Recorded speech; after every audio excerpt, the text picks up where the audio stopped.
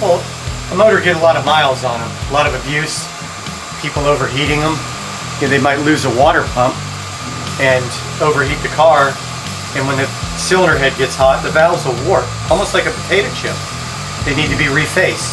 So you can put them in a valve grinding machine, and you can put a new 45-degree angle and surface the tip like Randy will do here.